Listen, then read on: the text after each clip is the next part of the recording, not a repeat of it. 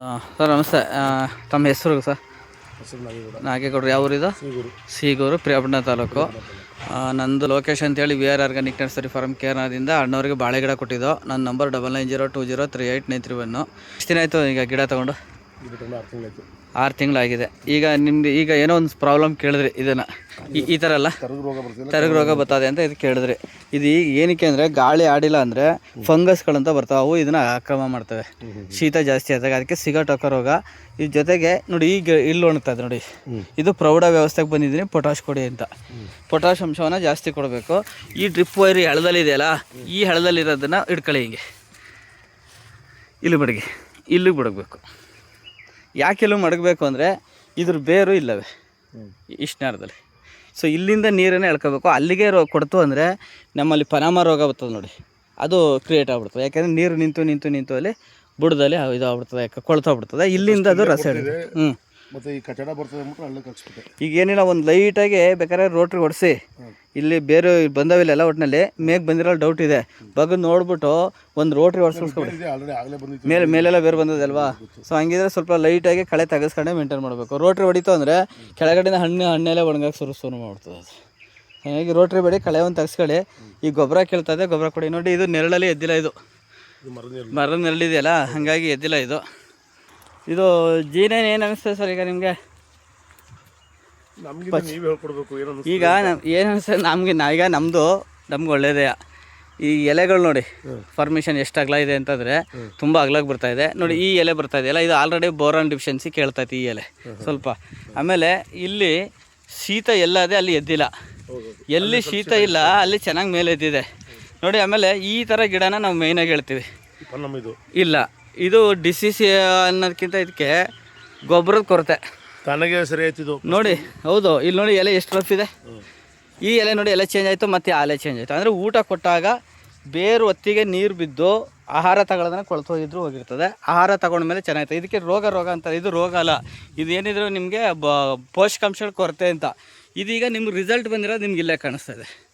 So ಇದು ಹೆಂಗೆ ಇತ್ತು ಮತ್ತು ಹೆಂಗೆ ಚೇಂಜ್ ಆಯ್ತಾ ಇದೆ, ಊಟ ಕೊಟ್ಟರೆ ಚೇಂಜ್ ಆಯ್ತದೆ ಅಂತ. ಅದು ನೋಡಿ, ಇದಕ್ಕೆ ನೀರು ಕಡಿಮೆ, ಎತ್ತರವಾಗಿದೆ, ಜಾಗದಲ್ಲಿ ಸೇರಿದೆ, ಸ್ವಲ್ಪ ಹೈಟ್ ಬಂದುಬಿಟ್ಟಿದೆ ಇದು. ಸೊ ನಿಮಗೆ 3 ಗೇಣಷ್ಟು ಎಲೆ ಇದೆ. ಇದು ನಮ್ಮ ಕೈಲಿ ಹಾಕಿದ್ರೆ 3 ಗೇಣು ಬರ್ತದೆ. ಸಾಕು, 3 ಗೇಣು ಇದ್ದರೆ 1 2 3 ಬಂದೇ ಬರ್ತದೆ. ಬೇಕಾದ್ರೆ ನೋಡಿ, ಅದು ಇನ್ನೂ ಜಾಸ್ತಿನೇ ಬರ್ತದೆ. ಅದು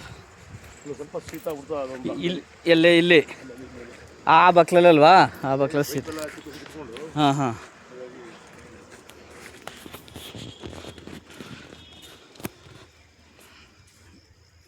ಈ ಕಡೆ ಬನ್ನಿ, ಒಂದು ಫೋಟೋ ತೆಗಿತೀನಿ ಈ ಕಡೆ. ಹಂಗೆ ಈ ಕಡೆ.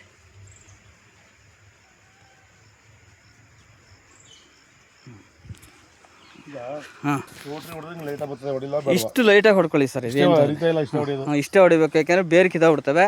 ಸೊ ನೋಡಿ, ಈ ವೈರ್ ಏನಿದೆ ಇದನ್ನ ನಿಮ್ಮ ಕಾಲೊತ್ತಿಗೆ ಎಳ್ಕೊಳ್ಳಿ. ಇದೊಂದು ಹಾಕಿ ನೋಡೋಣ.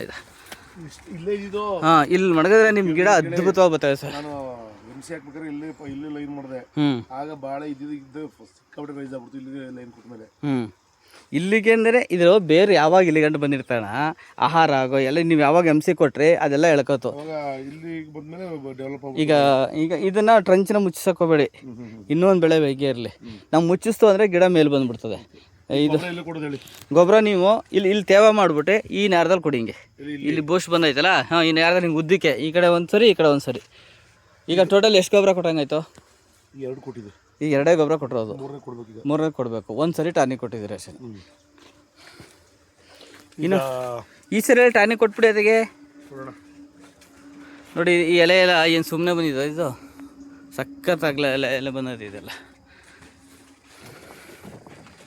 ಎಲ್ಲಿ ಶೀತ ಆಗಿದೆ ಸರ್, ಶೀತ ಆಗಿರುತ್ತೋ ಗೆದ್ದಿಲ್ಲ ಗಿಡ. ಈಗ ಗೊಬ್ಬರ ಕೊಡಬೇಕು, ನಾಳೆ ಏನು ಮಾಡಬೇಕು ಅಂತ ಹೇಳಿ ಇದು ಇವತ್ತು ಕೊಟ್ಬಿಡ್ತೀನಿ. ಶೀತ ಗೊಬ್ಬರ ಕೊಡೋದಾದ್ರೆ ಗೊಬ್ಬರ ಕೊಟ್ಬಿಟ್ಟು ಆಮೇಲೆ ನೀರು ಹೊಡಿತೀನಿ ನೋಡಿ. ಈ ನೇರಕ್ಕೆ ಇಲ್ಲಿಂದ ಅಲ್ಲಿ ಗಂಟೆ ಎಳ್ದಂಗೆ ಹಿಂಗೆ ಮೇಲೆ ಈ ಕಡೆ ಗಿಡಕ್ಕೆ ಈ ಕಡೆ ಹಿಂಗೆ ಕೊಡಬೇಕು. ಹಳ್ಳದಲ್ಲಿ ಬೇಡಿ, ಈಗ ಇಷ್ಟು ದೂರದಲ್ಲಿ ಕೊಡಿ, ಇಷ್ಟು ದೂರದಲ್ಲಿ. ಅದು ಬೇರೆ ಇಷ್ಟು ದೂರದಲ್ಲಿ ಇರೋದ್ರಿಂದ ಸೊ ಆ ದೂರದಲ್ಲಿ ಎಳ್ಕೊಳ್ಳುತ್ತೆ ಅದು.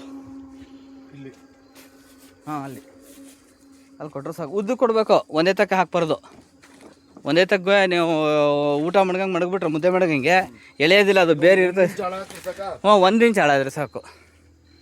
ಅಲ್ಲೇ ನೀರು ತೇವ ಆಗ್ಬೇಕು ಒಟ್ಟಿನಲ್ಲಿ. ಗೊಬ್ಬರ ಕೊಡಬಾರ್ದು. ನೀವು ಸಮೀಪಕ್ಕೆ ಗೊಬ್ಬರ ಕೊಟ್ಟರೆ ಕಂದು ಬರ್ತವೆ. ಈಗ ಎಷ್ಟು ಸಲ ಕೂದಂಗಾಯ್ತು? ಕಂದು ಕೂದೆಲ್ಲ ಕಂದೆ ನೆರಳೆ ಬಿದ್ದಿಲ್ವಲ್ಲ, ಈಗ ಬರ್ತಾವೆ. ಇವತ್ತು ಸ್ಟಾರ್ಟ್ ಮಾಡ್ತಿರೋದು ನೋಡಿ, ಈಗ ಬರ್ತಾ ಇರೋದು ಇವು ಕಂದುಗಳೆಲ್ಲ, ಮರಿಗಳೆಲ್ಲ. ಇವತ್ತು ಸ್ಟಾರ್ಟ್ ಮಾಡಿಸ್ತೀನಿ ಕುಯ್ಯೋಕ್ಕೆ.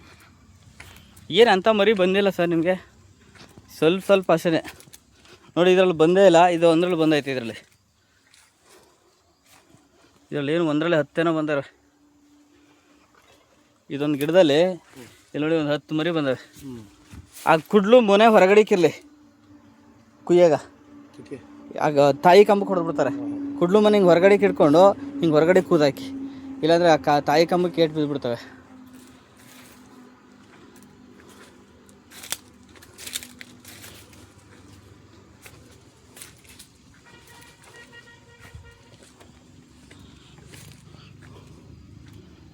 ಚೆನ್ನಾಗಿ ಬಂದೈತೆ ಸರ್ ತೋಟ, ಏನು ತೊಂದರೆ ಇಲ್ಲ.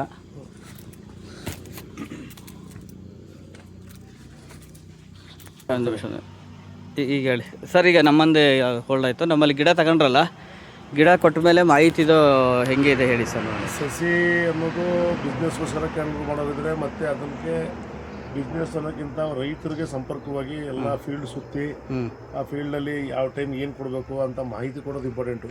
ಈಗ ನಮ್ಮಲ್ಲಿ ಗಿಡ ತಗೊಂಡ್ರಲ್ಲ, ನಾವು ಗಿಡ ತಗೊಂಡ್ಮೇಲೆ ನಮ್ಮ ಹತ್ರ ನೀವು ಫೋನ್ ಮಾಡಿದಾಗ ನಮ್ಮ ರೆಸ್ಪಾನ್ಸ್ ಹೆಂಗಿತ್ತು, ಅಥವಾ ಇಲ್ಲಿ ಬಂದಾಗ ನಾವು ವಿಸಿಟ್ ಮಾಡೋದು ಹೆಂಗಿತ್ತು ಅದನ್ನೇ ಹೇಳಕ್ ಬಂದೆ. ಸಸಿ ಕೊಟ್ಟ ತಕ್ಕವಾಗಿ ನೀವು ಈ ಟೈಮ್ಗೆ ಹಿಂಗೆ ನಡಿ, ಈ ಪ್ರಮಾಣದಲ್ಲಿ ನೀರು ಕೊಡಿ, ಈ ಪ್ರಮಾಣದಲ್ಲಿ ಗೊಬ್ಬರ ಕೊಡಿ, ಇಷ್ಟು ಡಿಟೇಲ್ಸ್ ಇರಬೇಕು, ಇಂಥ ಟೈಮ್ಗೆ ಟಾನಿಕ್ ಕೊಡಬೇಕು ಅಂತ ಹೇಳ್ತೀರಿ. ಮತ್ತೆ ನೀವು ಬರ್ನಿಲ್ಲ ಫೀಲ್ಡ್ಗೆ ಅಂದ್ರು ಫೋನ್ ರೆಸ್ಪಾನ್ಸ್ ಮಾಡಿ, ಫೋನ್ ತಗೊಂಡು ಫೋನಲ್ಲಾದ್ರೂ ಮಾಹಿತಿ ಕೊಡ್ತೀರಿ. ನಾವು ಇನ್ನೂ ಫೀಲ್ಡ್ಗೆ ಹೋಗಿರ್ತೀವಿ, ಈ ಪ್ರಮಾಣದಲ್ಲಿ ಗೊಬ್ಬರ ಕೊಡಿ, ಈ ಟೈಮ್ ಕೊಡಿ. ಮತ್ತು ಏನಾದರೂ ಪ್ರಾಬ್ಲಮ್ ಇದ್ದರೆ ನಮ್ಗೆ ವಾಟ್ಸಪ್ ಹಾಕಿ ಒಂದು ಫೋಟೋ ಹಾಕಿ ಅಂತ ಹೇಳ್ತೀರಿ. ಆ ಫೋಟೋದಲ್ಲಿ ಗಿಡ ನೋಡ್ಬಿಟ್ಟು ನಮಗೆ ಮತ್ತೆ ರಿಪ್ಲೈ ಮಾಡಿ ಅದಕ್ಕೆ ಏನು ಕೊರತೆ ಇದೆ, ಅದಕ್ಕೆ ಏನು ಮಾಡಬೇಕು ಅನ್ನೋದನ್ನ ಸಲಹೆ ಕೊಡ್ತೀರಿ. ಅದು ತುಂಬ ಸಹಾಯಕಾರಿ ರೈತರಿಗೆ. ತುಂಬ ಇದು ಬೇಕಾದಂಥ ರೈತರಿಗೆ ಇದು ಮೊದಲನೇದು. ಅದಕ್ಕೆ ಸಸಿ ಕೊಟ್ಟೆ ಬಿಟ್ಟೆ ಅನ್ನೋದು ಅದು ಒಂದು ಸರಿ ಮಾತ್ರ. ಇದು ಕೊನೆ ಬರೋ ತನಕನೂ ನಮ್ಮದು ಅನ್ನೋಕ್ಕೆ ಜವಾಬ್ದಾರಿಯಿಂದ ಸಸಿ ಕೊಟ್ಟೆ ಫಸ್ಟ್ ತೆಗೆಯವರೆಗೂ ನೀವು ರೈತನ ಜೊತೆ ಒಡನಾಟ ಇರ್ತಿಲ್ಲ. ಹೌದಲ್ವಾ?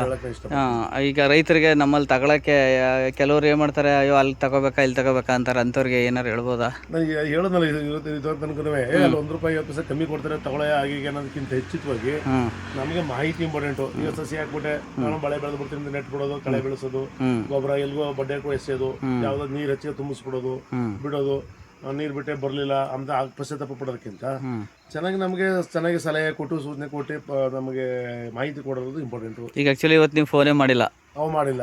ನಾವು ಬಂದ್ರಿ ಅಂದಿವೇ ಹೋಗ್ತಾ ಇರ್ತೀರಿ, ನೀವು ಗಿಡ ಕೊಡ್ಲಾಗೆ ಅಂದಿವೇ ನೀವು ಫೀಲ್ಡ್ ಸುತ್ತಾರೋ ನನ್ನೊಂದು ಫೀಲ್ಡ್ ಅದಿಲ್ಲ ಅಂತ ನೀವಾಗೆ. ಈಗ ಆ್ಯಕ್ಚುಲಿ ನನ್ನ ಫ್ಯಾಕ್ಟ್ರಿ ಸರ್ಕಲ್ ಹೊಂಟೋಗಿದೆ, ಮತ್ತೆ ಅಯ್ಯೋ ತಡ್ರಪ್ಪ ಮತ್ತೆ ರೋಡ್ ಬರ್ಬೇಕಲ್ಲ ಅಂತ ಹೇಳಿ ಬಂದೆ. ಕೊಡ್ಲಾಗೆ ನಮ್ದೊಂದು ತೋಟ ಇದೆ ಅಂತ ಬಂದಿದ್ರಿ, ನಮ್ದೊಂದು ಬಂದಿದ್ರಿ. ಹೌದು, ಅದು ಧನ್ಯವಾದ. ಆಮೇಲೆ ಇದು ನೋಡಿ ಸರ್, ಇದು ಗೈ ಒಣಗಿದೆ ಅಲ್ಲ, ಇದು ಪ್ರೆಗ್ನೆನ್ಸಿ ಆಗಿದೆ ಅಂತ, ಇದು ಗೊನೆ ಬರೋಕ್ಕೆ ಮೂಮೆಂಟ್ ಇದೆ ಅಂತ. ಮಾತಾಡಿ ಅದು ರಾತ್ರಿ ಮಾಡಿ ಕುಮಾರನ್ನು ಕಳಿಸ್ಬಿಡೋದು ಮಾಡಿದೆ. ಸೈಜ್ ನೋಡೋಣ ಎಷ್ಟು ದಪ್ಪ ಇದೆ ಅಂತ. ಇದರಲ್ಲಿ ಸುತ್ತಳತೆ ಹಾಕಿಲಿ ನೀವೇನೆ.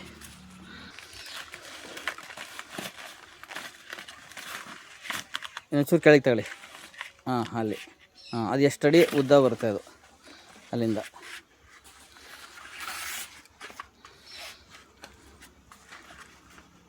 ಎರಡು ಅಡಿ ಸೈಜ್ ಇದೆ. ಎರಡು ಕಾಲು ಬರ್ತದೆ. ಮೆಜರ್ಮೆಂಟ್ ಅಲ್ಲಿ 3 ಇಂಚ್ ಜಾಸ್ತಿ ಬರ್ತದೆ. 3 ಇಂಚ್ ಅಂದರೆ 2.25 ಅಡಿ.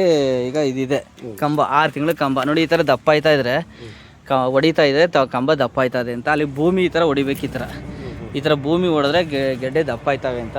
ಇವರಲ್ಲಿ ನೀವು 35ರಿಂದ 40 kg ತನಕ ಎಕ್ಸ್ಪೆಕ್ಟೇಷನ್ ಮಾಡ್ಬೋದು ಸರ್. ಲಾಸ್ಟ್ ನಾನು ಮಾಡೋ ವ್ಯವಸಾಯಕ್ಕೆ 50 ಮೇಲೆ ಬರುತ್ತೆ. ನಾವು 50 ಹೇಳಲ್ಲ. ಯಾಕೆ 50 ಹೇಳಲ್ಲ ಅಂದರೆ ಕೊನೆ ಬರಲಿ ಅಂತ. ಹಿಂಗೆ 55-60 ಬೆಳೆದು ಬಂದೇ ಬರ್ತವೆ. ನಮ್ಮದು ತಾಲೂಕಲ್ಲಿ ನಮ್ಮ ತೋಟಗಾರಿಕೆ ಇಲಾಖೆಯಿಂದ ಮಾಹಿತಿ ತೊಗೊಂಡು ನಮ್ಮದು ಫೋಟೋ ಗೊನೆ ಎಲ್ಲ ಇಟ್ಕೊಂಡು ಎಲ್ಲರೂ ಕೂಡ ಅಡ್ವರ್ಟೈಸ್ ಮಾಡಿರುವಂಥ ದಿನಗಳು ಹಿಂದೆ ಇದೆ. ಖಂಡಿತ ಬರುತ್ತೆ. ಮರಿಗಳೊಂದು ತೆಗೆಸ್ಕೊಳ್ಳಿ, ದೂರಕ್ಕೊಂದು ನೀರು ಕೊಡಿ, ಇನ್ನೊಂದ್ಸರಿ ಟಾನಿಕ್ ಕೊಟ್ಬಿಟ್ಟು ಒಂದು ಗೊಬ್ಬರ ಕೊಟ್ಬಿಡಿ, ಅದ್ಭುತವಾಗಿ ಬರ್ತದೆ ಸರ್. ಅದಕ್ಕೆ ಒಂದು ಸ್ಪ್ರೇ ಬೇಸಿಗೆನಲ್ಲಿ ಮೈಕ್ರೋಂಟ. Okay, thank you sir.